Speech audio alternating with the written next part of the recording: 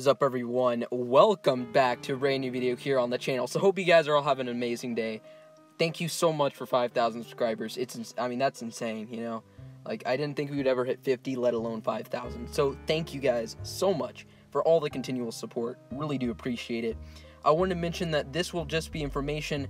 If you want to hear my opinions, it will be a second video probably out tonight as well.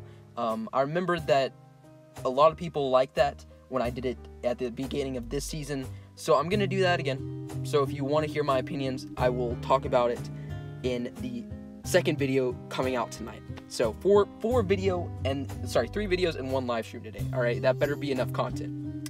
But anyway, let's talk about this, guys.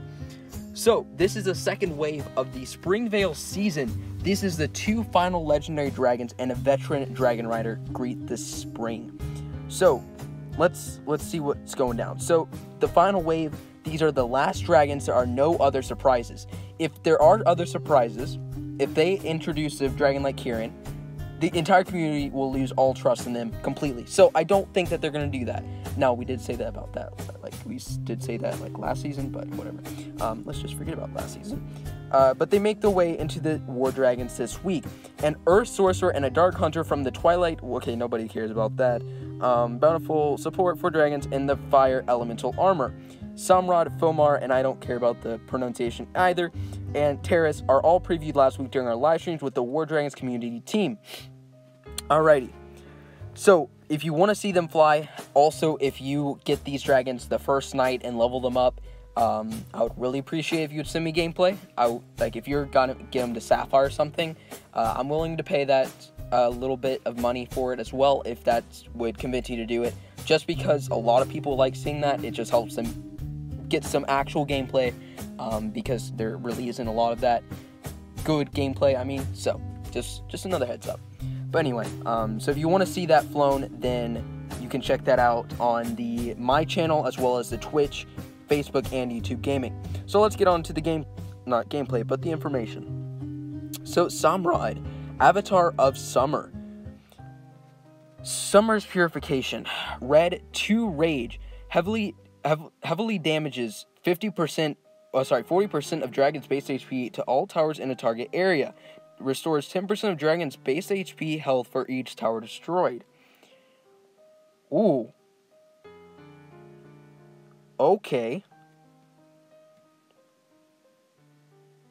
Ooh, that's pretty good, actually. Northern Lights, Dark, active. So Ribbons of Energy creates an invincible shield that creates rage marks when destroyed as a 6-second duration. So basically, it's a buffed invincibility, because when it's destroyed, it puts these rage marks. So whenever you kill a building that has these rage marks on it, and it's very visible if you haven't seen the spell before, you can see it. And if you kill the building that has the rage mark on it, it will give you a good amount of rage, and it has a 4-second cooldown. Solar Strike heavily damages target tower. I'm assuming that is pretty close to the damage that a Umbral Spike deals, and it's red and 0 rage. So a 0 rage death gaze.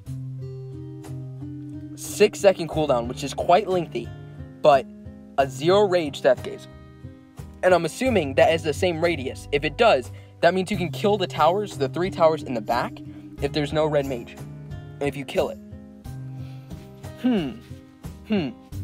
Again, I'm not going to talk about my opinions on this dragon yet, because we're going to wait till the second part of this video, but, Fire Turret resists passive, reduces damage done by fire turrets by 70%. So, the runes and glyphs that's going to be coming with it are the Epic Rune of Purification, the Legendary, and the Mythic. The Mythic is a glyph again, and it increases Rage Generation as the secondary modifier, and increases Summer Purification's damage. Okay, so that's good. Increases the damage. Definitely pretty good. Then you have the Dryad. This is a portrait. Now, this is what everybody cares about. Like, honestly, as good as sorcerers are, everybody only cares about the Hunter. Fomar, Avatar of Autumn. Ensures that only the strongest survive the harvest. Interesting. So, Autumn's Reap. Gains 85% increased damage and 50% rage generation for a 4-second duration. Restores health by 20% per tower destroyed. And skill has this 4-second cooldown. Active blue, 2 rage. Okay. Entrap. This is a 1 rage white spell. temporarily disables towers in a target area for 12 seconds. Disabled towers cannot attack or use super shots, and this effect will last for the spell duration or the next time it takes damage. So this is like sand or vines, except it's not permanent like they are. It's only for 12 seconds. So you can't really set up a base with this guy.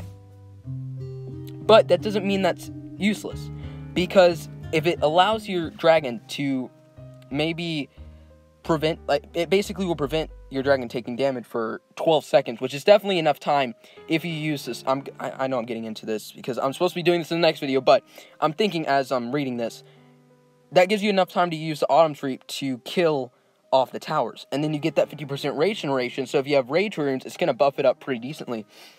It's interesting. So Vanish, like I said in my video, it's going to be 0 rage. Dragon becomes not invincible, and cannot be targeted until it attacks. It has an 8-second duration and a 6-second cooldown. That 6-second cooldown is gonna hurt, unless you time it with, like, going into range with blue mages, because, so let's say you're cloaked and you get close to a blue mage, it will basically make it so where it cancels out the cloaking, but it also cancels out the cooldown time. So it's kind of hard to explain without having like a visual on the screen for you guys, but I'll do a video on it to make more sense. But ice resist, pretty good resist, as we all know. Ice turrets are a crucial part of most kill islands, so that's pretty strong. Okay.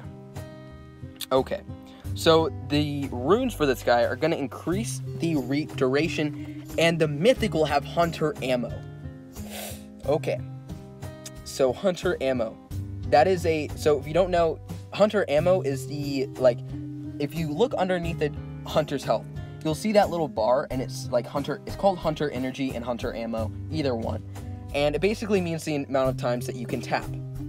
So the more times you can tap, the more, basically the more damage you can do, which is kind of the point of hunters. So definitely quite a strong secondary modifier. I kind of like that. So the portrait is Feral Shaman. But okay. I talked about that in the last video, so we don't need to talk about it too much. But we got Terrace, Druid of the Flame. Skill tree. Alright. So himself, like just him, that's it. He's not worth it. Oh wait, I'm not supposed to talk about that. Sorry. Man, I'm so bad at this. Alright, just everyone's gonna dislike this video, whatever. So by himself, he's actually not that much different than any other rider, to be quite honest with you. I don't believe he's better than Grog. So the only difference between him and the other riders and you have to remember, you have to get 2 dragons to get this. This is like getting a mythic dragon, by the way. It's his armor, because it's a 25% buff to dragon HP and attack, but it's only for fire elemental dragons. Let me repeat, it's only for fire elemental dragons. How many fire elemental dragons are there that are decent?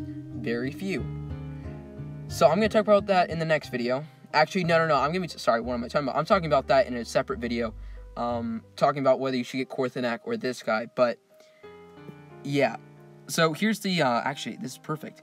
So if you look at the attack buff and the HP buff, just riders, alright, Grog was 9.5 and 10. This Terrace guy is 12 and 10.